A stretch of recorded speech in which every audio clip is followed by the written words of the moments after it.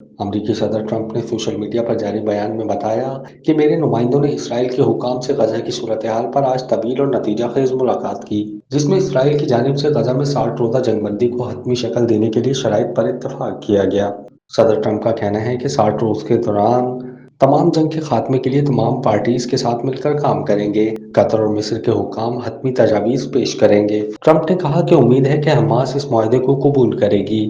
اگر ایسا نہ ہوا تو صورتحال مزید خراب ہوتی چلی جائے گی۔ صحافی نے صدر ٹرمپ سے سوال کیا کہ کیا 7 جولائی کو اسرائیلی وزیر اعظم نیتن یاہو کے وائٹ ہاؤس کے دورے سے پہلے غزہ میں جنگ بندی ہو سکتی ہے؟ ٹرمپ کا کہنا تھا کہ وہ غزہ میں جنگ بندی چاہتے ہیں اور چاہتے ہیں کہ حماس باقی مقتولوں کو رہا کرے۔ امید ہے ایسا ہونے والا ہے، اگلے ہفتے تک جنگ بند ہو سکتی ہے۔ کیا آپ کاروبار کی تشہیر چاہتے ہیں یا social media plate form manage کرانا چاہتے ہیں؟ تو دیر کیسی، ابھی رابطہ کریں اونلی نیوز کی ٹیم سے۔ ہمارا کانٹیکٹ نمبر آپ کی اسکرین پر ہے۔